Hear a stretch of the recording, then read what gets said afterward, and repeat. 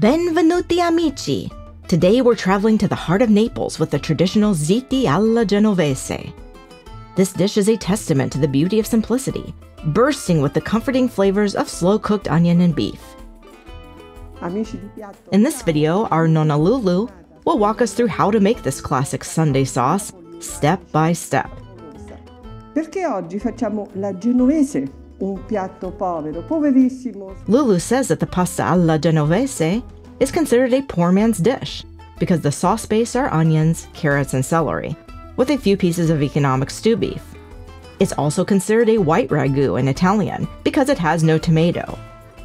The ratio of onions to meat is typically 3:1 in this dish. 3:1. Lulu says that we need to get to work chopping these onions, but she's going to let her assistant cry this time.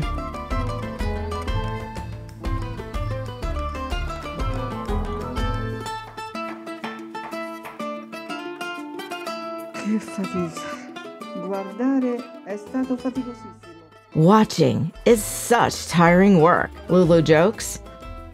Now she's cutting the meat into large pieces, and she's going to brown it. Large pieces, because as she explains with sound effects, this meat will be slow cooking, not boiling, for 3 hours.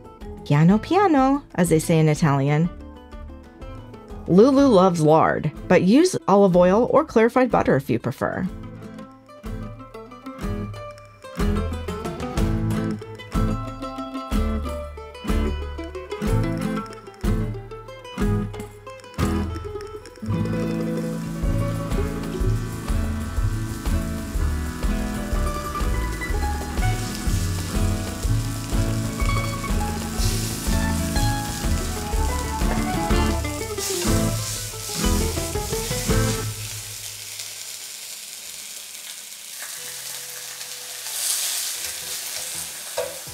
A quick deglaze with some white wine, if you have it, to pull all of those tasty beef droppings off of the bottom of the pan.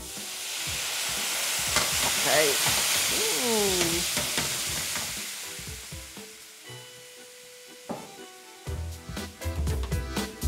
The origins of this pasta's name are shrouded in mystery. Was it the creation of cooks from Genoa in the 15th century Naples?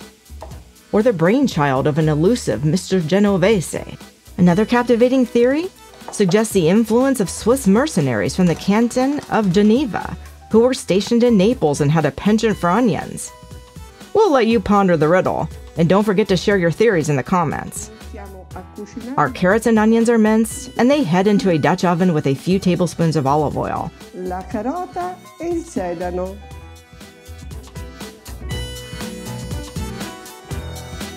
A quick sofrito, and in go the onions.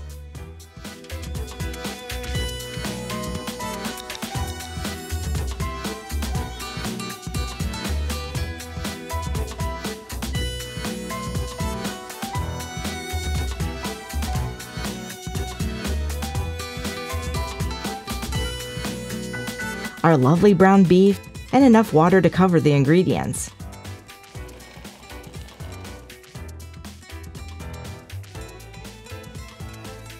We cover the pot and put it to bed for a 3-hour simmer. Stir occasionally and add water or broth if needed.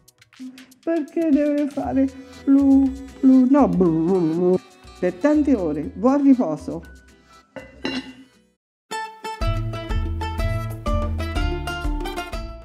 After a 3-hour simmer, our Genovese sauce is ready, boasting a lovely hazelnut hue and beef that we can literally cut with a spoon. And now we transfer everything to a pan to await our pasta.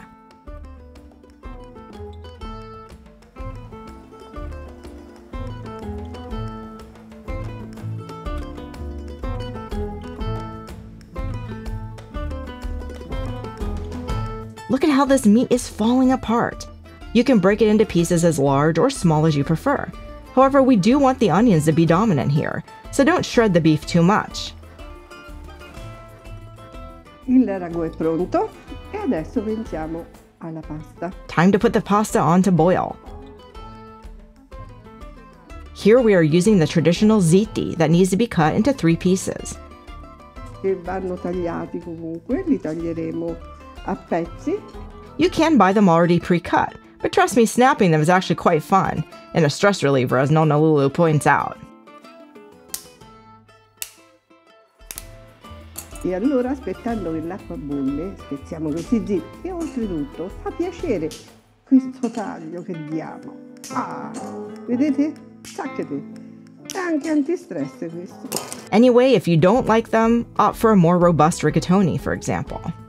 Adesso la scoliamo, la ripassiamo in questo bel ragù.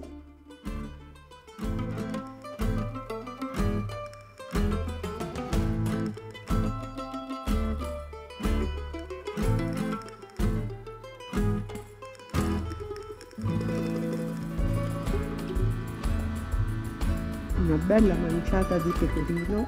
A handful of pecorino cheese in the pan and a sprinkle on top of the dish.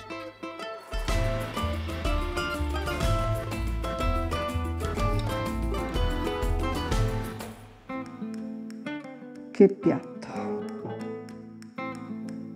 A recipe beloved for its simplicity, conceived as a poor man's dish that has nonetheless stood the test of time for its rich taste. Even these days, if you go to Naples, Genovese is among the classic Sunday sauces. Queste le lascio a voi. Nonna Lulu says these forks are for you. Pronti? Don't let her eat on her own. Try this dish for yourself. You will fall in love. And don't forget to like and subscribe, and let Grandma Lulu know what you think about her recipe in the comments. And buon appetito! Buona!